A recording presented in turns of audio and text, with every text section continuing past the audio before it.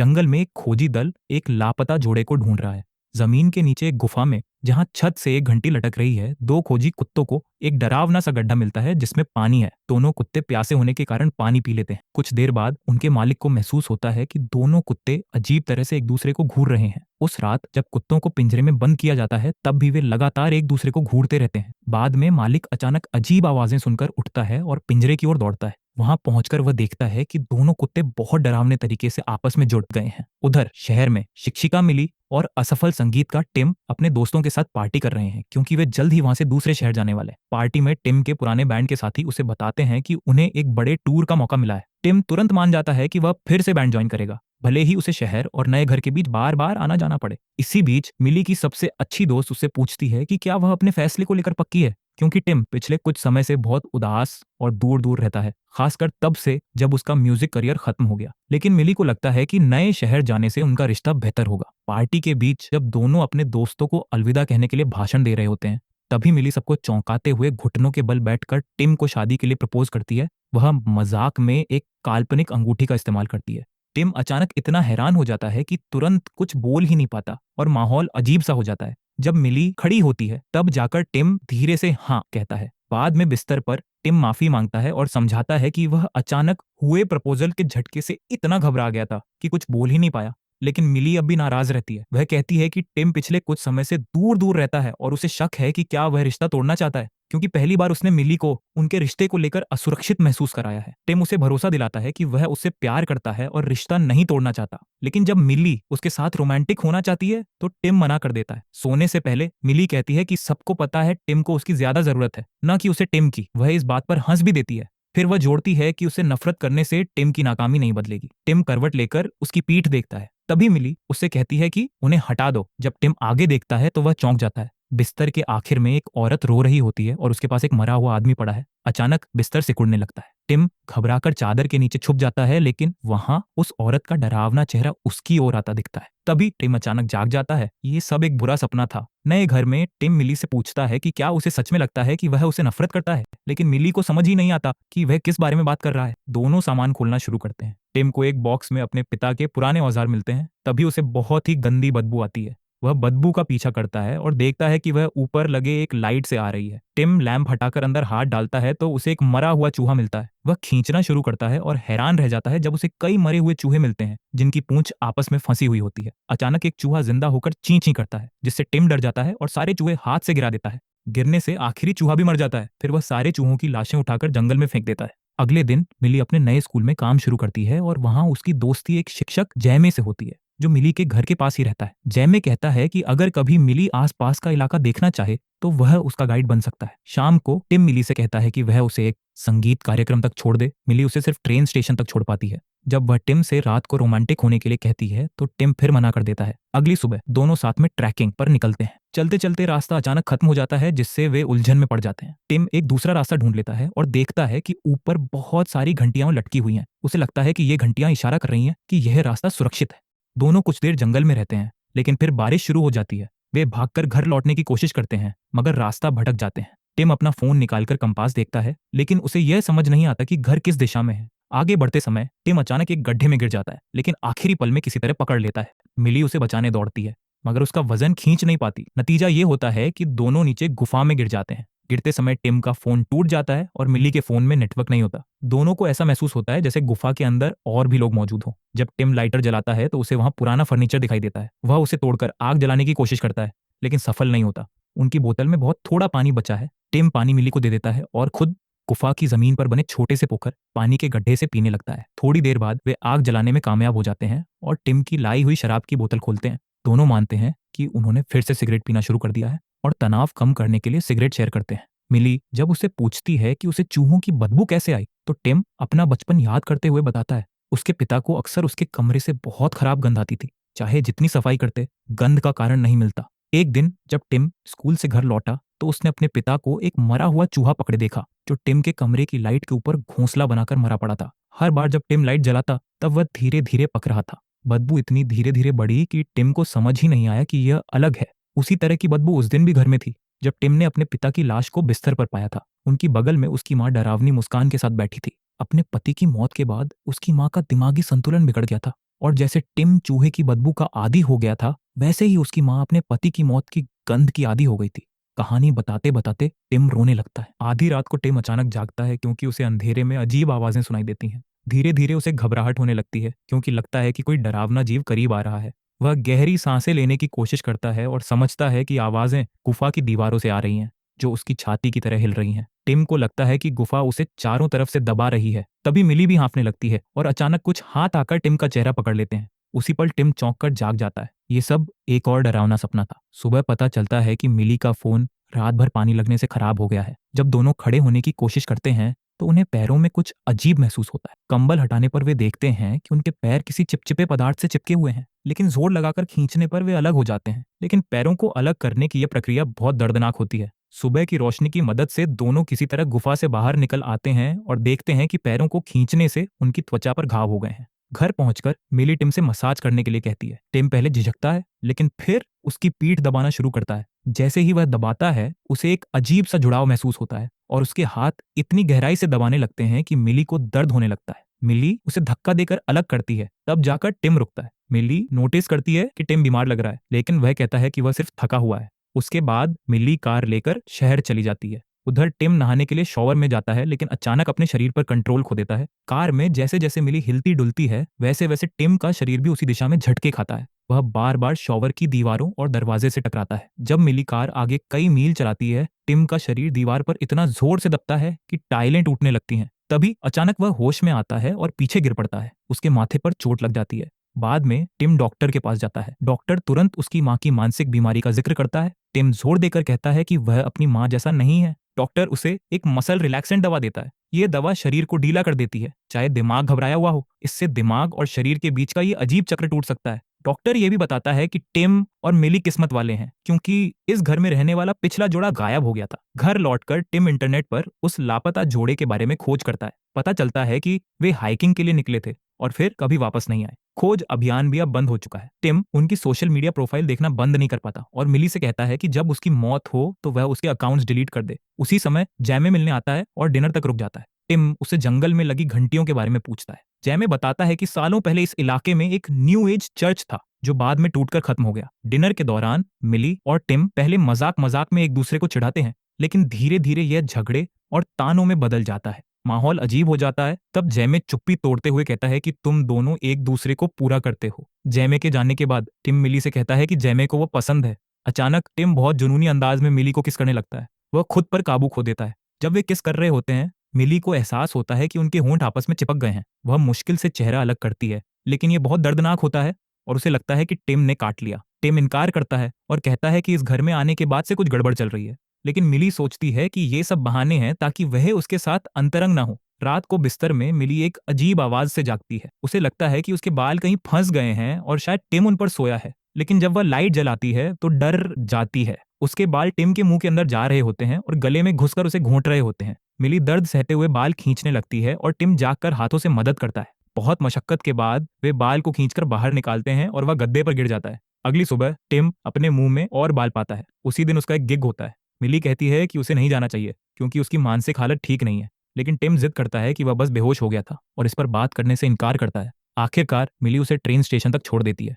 वहां वह टिम को शुभकामनाएं देती है और उसके करियर के लिए सपोर्टिव बनने की कोशिश करती है। वह यहाँ तक कहती है कि आज रात अपने दोस्तों के साथ ही रुक जाए ताकि नए घर से थोड़ा ब्रेक मिल सके। ट्रेन का इंतजार करते समय टिम को पैनिक अटैक आने लगता है और जैसे जैसे मिली गाड़ी से दूर जाती है, यह और भी बढ़ जाता है। वह अपनी दवा खाता है, लेकिन कोई असर नहीं होता। जब ट्रेन आती है तब तक उसका शरीर हिल भी नहीं पाता। अपने सारे इंस्ट्रूमेंट वहीं छोड़कर टिम पैदल शहर की ओर लौटने लगता है, जबकि उसे लगता है कि उसकी त्वचा जल रही है। उधर स्कूल में मिली देखती है कि एक बच्चे ने उसके कुत्तों की तस्वीर बनाई है। उस तस्वीर में कुत्तों के चेहरे आपस में जुड़े हुए होते हैं। क्लास के बाद मिली नोटिस करती है कि टिम स्कूल के पिछवाड़े में खड़ा है और बहुत बीमार लग रहा है। वह दौड़कर उसे पास के बाथरूम में छिपा देती है। वहां टिम उससे कहता है कि उसने उसे कितना मिस किया और फिर उसे किस करता है। दोनों एक स्टॉल में चले जाते हैं और लंबे समय बाद रोमांटिक हो जाते हैं। लेकिन जब सब खत्म होता है तो दोनों यह देखकर डर जाते हैं कि उनके शरीर के निचले हिस्से आपस में चिपक गए हैं और उन्हें अलग करने पर बहुत दर्द होता है। तभी एक बच्चा बाहर आ जाता है और दोनों को चुप रहना पड़ता है जब तक कि वह चला नहीं जाता। फिर मिली टिम का मुंह दबाकर माफी मांगती है और उसे धक्का देती है। इससे वे अलग तो हो जाते हैं, लेकिन बहुत दर्द के साथ। इसी दौरान जैम में स्टॉल के दरवाजे पर दस्तक देता है। टिम जल्दी से टॉयलेट के ऊपर छिप जाता है और मिली फ्लश दबाकर बाहर निकलती है। पता चलता है कि बच्चे ने अजीब आवाजें सुनकर जैमे को बुला लिया था। जैमे उसे याद दिलाता है कि टीचर्स के लिए अलग बाथरूम है और फिर मिली की टांग पर खून देखकर सोचता है कि उसे पीरियड्स आए हैं। जैमे जब बाहर निकलता है तो उसकी नजर टिम की टांग पर पड़ जाती है जो स्टॉल के अंदर से दिख रही होती है। घर पहुंचने के बाद मिली टिम पर गुस्सा करती है कि उसने यह सब क्यों किया। टिम कहता है कि उसने मिली को मजबूर नहीं किया, लेकिन मिली लगातार चिल्लाती रहती है कि टिम उसकी जिंदगी खराब करने की कोशिश कर रहा है। जब टिम मिली को याद दिलाता है कि उसने उसकी नौकरी की वजह से अपनी पूरी जिंदगी पीछे छोड़ दी, तो मिली कहती है कि शहर में उसकी कोई जिंदगी थी ही नहीं। अगर उसे इतना घुटन महसूस हो रही है तो उसे चाहिए कि वह उसे छोड़ दे, लेकिन टिम समझाता है कि वह ऐसा नहीं कर सकता क्योंकि उसे लगता है कि उसका दिमाग और शरीर अब साथ काम नहीं कर रहे। मिली गुस्से में कहती है कि उसे ऐसा लगता है जैसे वह टिम की माँ हो क्योंकि वह किसी मरे हुए इंसान के साथ रह रही है। यह कहकर वह वहां से चली जाती है। कुछ देर बाद मिली जैमे के घर जाती है और बाथरूम वाली घटना के लिए माफी मांगते हुए रो पड़ती है। जैमे उसे अंदर बुला लेता है। दोनों उसके रिश्ते की हालत पर बात करते हैं। जैमे एक कहानी साझा करता है जो वह अपनी क्लास में पढ़ाता है। उसके अनुसार प्राचीन समय में इंसान 4 हाथ, 4 पैर और 2 चेहरों वाले सिर के साथ बनाए गए थे, लेकिन जूस को लगा कि वे बहुत शक्तिशाली हैं, इसीलिए उसने उन्हें 2 हिस्सों में बांट दिया। तभी से इंसान अपनी बाकी आधी पहचान खोजने के लिए जिंदगी भर भटकते रहते हैं। जैमे यह भी बताता है कि उसका एक पति था जिसने उसे छोड़ दिया और आज तक वह इस बात का पछतावा करता है। उसी समय मिली खिड़की से बाहर देखती है और वहां टिम खड़ा होता है। वह तुरंत जाने का फैसला करती है। टिम उसका पीछा करता है और उसका हाथ पकड़कर माफी मांगता है। उस रात टिम अपने बैंड के साथियों के चिंतित मैसेज पढ़ता है, लेकिन उनमें जवाब देने की हिम्मत नहीं जुटा पाता। इसके बाद वह लापता जोड़े की आखिरी तस्वीर देखता है जो उन्होंने अपनी हाइकिंग के दौरान पोस्ट की थी। जब वह उस जगह को नक्शे पर डालता है तो समझ जाता है कि वे उसी रहस्यमयी गुफा में गायब हुए थे। टिम तस्वीर को और ध्यान से देखने की कोशिश करता है, लेकिन तभी इंटरनेट चला जाता है। अचानक दरवाजे से जोरदार आवाज टकराती है जिससे टिम चौंक कर कुर्सी से गिर जाता है। वह डर के मारे देखता है कि मिली का शरीर कांच से रगड़ खा रहा है और उसके चेहरे से खून बह रहा है। उसका शरीर ऐसे दरवाजे पर दबा हुआ है जैसे वह अंदर घुसने के लिए बेताब हो। फिर वह हवा में तैरने भी लगती है और टिम को भी ऊपर खींचने जैसा महसूस होता है, लेकिन टिम ध्यान लगाकर दरवाजा खोल देता है। तभी बेहोश मिली उसके ऊपर गिरती है। टिम उसे होश में लाने के लिए थप्पड़ मारता है। होश आने पर मिली को कुछ भी याद नहीं होता। दोनों रसोई में जाकर इस बारे में बात करते हैं। मिली सोचती है कि शायद यह द्वारा था या वह नींद में चल रही थी, लेकिन टिम कहता है कि यहाँ कुछ बहुत अजीब हो रहा है। उसे लगता है कि गुफा ने पहले उस पर असर डाला था और अब मिली पर भी असर कर रही है। वह यहाँ तक सोचने लगता है कि कहीं उनका हाल भी पिछले घर के मालिकों जैसा ना हो जाए जो रहस्यमयी तरीके से गायब हो गए थे। टिम ये जांचने के लिए चाहता है कि वे दोनों हाथ पकड़ें, लेकिन मिली दूर चली जाती है। दरवाजे के पास रुकते ही टिम कहता है कि मिली इसलिए रुकी क्योंकि उसके शरीर ने उसे जाने नहीं दिया। वह बताता है कि उसे हड्डियों तक में खिंचाव और प्यास जैसी अजीब भावना महसूस होती है, जैसे दोनों के अंदर कुछ एक दूसरे पर छप गया हो। टिम गुफा में वापस जाकर जवाब ढूंढना चाहता है, लेकिन मिली कहती है कि उसके माता पिता वीकेंड पर मिलने आ रहे हैं और वह चली जाती है। उसी समय टेबल पर गिरे मिली के खून की धार लकड़ी के अंदर रिसने लगती है। उसके बाद दोनों अलग अलग बिस्तरों पर सोने चले जाते हैं। आधी रात को टिम की नींद टूटती है जब उसका शरीर किसी अदृश्य ताकत द्वारा जमीन पर घसीटा जा रहा होता है। वह पूरी कोशिश करता है कि इसका विरोध करे, लेकिन सफल नहीं होता और आखिरकार दीवार पकड़कर खुद को रोकता है। अचानक एक और दरवाजा जोर जोर से हिलने लगता है और खुलते ही मिली अंदर गिरती है। उसका शरीर पीछे की ओर मुड़ जाता है और फिर डरावने तरीकों से मरोड़ खाता हुआ टिम की ओर खींचने लगता है। टिम भी अपने आप उसकी तरफ खींचने लगता है। आखिरकार उनके हाथ एक दूसरे को छूते हैं और वे दर्द से चीख उठते हैं क्योंकि उनकी त्वचा फटने लगती है और उनकी बाहें आपस में जुड़ने लगती हैं। पूरे घर में हड्डियों के टूटने की आवाज गूंजती है। टिम को अपनी दवा याद आती है और वह मिली से कहता है कि दराज तक पहुंचे। इस दौरान उनकी बाहें और भी ज्यादा एक दूसरे में धंसने लगती हैं। दराज उनके सिर पर गिरती है और मिली को चोट लगती है। किसी तरह वे दूसरी हाथ से दवा की बोतल खोलते हैं और तुरंत कई गोलियां निगल लेते हैं। टिम सोचता है कि अगर वे दवा को सूंघें तो असर जल्दी होगा, इसीलिए वे गोलियां पीसकर अपनी नाक से खींच लेते हैं। इसके बाद वे अपने पैरों को जोड़कर जितना जोर लगा सकते हैं उतना धक्का देते हैं। इससे दर्द और बढ़ जाता है, लेकिन धीरे धीरे उनकी बाहें अलग होने लगती हैं। दुर्भाग्य से पूरा होने से पहले ही दोनों बेहोश हो जाते हैं। अगली सुबह टिम की आंख खुलती है और देखता है कि मिली उसे कुर्सी से टेप से बांध रही है। उनकी बाहें अब भी जुड़ी हुई हैं, लेकिन दवा की वजह से यह प्रक्रिया रुक गई लगती है। दोनों बहुत सारी विस्की पीते हैं ताकि हिम्मत जुटा सकें। फिर मिली आरी उठाती है। उसे चलाते ही वह लगभग काबू खो देती है, लेकिन तुरंत संभल जाती है। थोड़ी देर झिझकने के बाद वह काटना शुरू करती है। दर्द इतना भयानक होता है कि दोनों चीखते रहते हैं, लेकिन आखिरकार वे बाहें अलग करने में सफल हो जाते हैं। इसके बाद वे कुछ खाने लगते हैं ताकि खुद को शांत कर सकें। जब देखते हैं कि उनके पास लगभग कोई दवा नहीं बची है तो वे अस्पताल जाने का फैसला करते हैं। लेकिन तभी मिली को याद आता है कि उसने कार की चाबी जैमे के घर पर छोड़ दी है और उसे वहां जाकर उन्हें लाना होगा। जेमी के घर पर मिली को दरवाजे की घंटी पर वही अजीब सा चिन्ह दिखाई नहीं देता जो उसने जंगल में देखा था। जेमी दरवाजा नहीं खोलता तो मिली जबरदस्ती अंदर चली जाती है ताकि गाड़ी की चाबी ढूंढ सके। तभी उसे पुरानी टीवी से आती आवाजें सुनाई देती है और वह उसका ध्यान खींच लेती है। करीब जाकर देखने पर उसे पता चलता है कि जेमी ने उसी चर्च में शादी की थी जो इस इलाके में डूब गया था। पादरी के पीछे एक डरावनी पेंटिंग बनी थी जिसमें दो इंसान आपस में जुड़ते हुए दिखाए गए थे। वीडियो से साफ होता है कि यह चर्च असल में एक कल्ट था। उसमें दिखाया गया कि पादरी और मेहमान जेमी और उसके पति को गुफा के गड्ढे में ले जाकर बंद कर देते हैं। अचानक मिली चौंक जाती है जब जेमी उसके पीछे अपने कल्ट वाले कपड़ों में खड़ा दिखाई देता है। असल में वह वही फ्यूजन है, वीडियो में दिखाए गए दोनों लोगों का मिलकर बना हुआ रूप। लेकिन हर जोड़े इतना परफेक्ट नहीं बन पाता। जेमी का मानना है कि मिली और टिम को भी यही करना चाहिए क्योंकि यह सबसे गहरी नजदीकी है।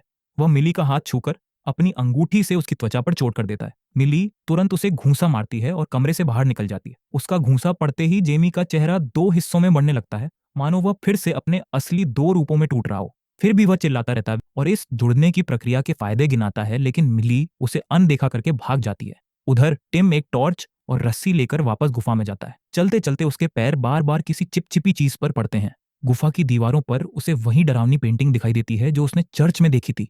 अचानक कोई हाथ उसके पैर को पकड़ लेता है और वह गिर जाता है। उसकी जैकेट चिपचिपे जमीन पर अटक जाती है। तभी दीवार से एक भयानक जीव बाहर निकलता है। यह असल में दो लोग हैं जो गलत तरीके से जुड़ गए थे। इसका मतलब था कि यह कोई ऐसा जोड़ा है जिसने यह रिवाज ठीक से पूरा नहीं किया। जैसे ही डरावना प्राणी टिम के पास आता है, टिम अपनी जैकेट फाड़कर टॉर्च निकालता है और उसकी रोशनी सीधे उसके चेहरे पर डालता है। इससे वह पीछे हट जाता है। लग रहा था जैसे वह मदद मांग रहा हो, लेकिन टिम की नजर उसके गले में फंसी छुरी पर जाती है। वह उसे निकालता है और उसकी उंगलियां काटकर वहां से भाग निकलता है। मिली और टिम एक ही समय पर घर लौटते हैं और एक दूसरे से दूरी बनाने की कोशिश करते हैं, मगर अचानक एक अदृश्य ताकत दोनों को जबरदस्ती पास खींचने लगती है। वे अलग अलग चीजों को पकड़कर रुकने की कोशिश करते हैं। तभी टिम कहता है कि उसे पता है इसे कैसे रोका जा सकता है। वह मिली के पास जाता है और घुटनों पर बैठकर बिना अंगूठी के प्रपोज करता है। दोनों अपने प्यार का इजहार करते हैं, लेकिन उसी वक्त टिम छुरी निकाल कर कहता है कि वह खुद को खत्म कर देगा ताकि ये सब रुक जाए। मिली उसे रोकती है, लेकिन उसके हाथ से टपकता खून जमीन पर गिरकर एक लाइन में बहता है और टिम के शरीर पर चढ़ने लगता है।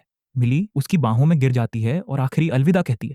टिम उसका शरीर पकड़कर रोने लगता है। कुछ देर बाद मिली अचानक घर के अंदर होश में आती है। वह देखती है कि टिम ने उनकी बाहों को आपस में जोड़ दिया है ताकि वह जिंदा रह सके। टिम उसका पसंदीदा म्यूजिक बजाता है। दोनों कपड़े उतारकर डांस करने लगते हैं। जैसे ही वे किस करते हैं, उनके शरीर धीरे धीरे और डरावने तरीके से जुड़ने लगते हैं। यह दर्दनाक होता है, लेकिन काम कर जाता है। इसी बीच इंटरनेट वापस आ जाता है और टिम की आखिरी सोशल मीडिया पोस्ट दिखाई देती है। उनके नए घर की तस्वीर। सप्ताहांत पर मिली के माता पिता घर आते हैं और घंटी बजाते हैं। दरवाजा खुलता है और सामने आता है मिली और टिम का पूरी तरह जुड़ा हुआ रूप।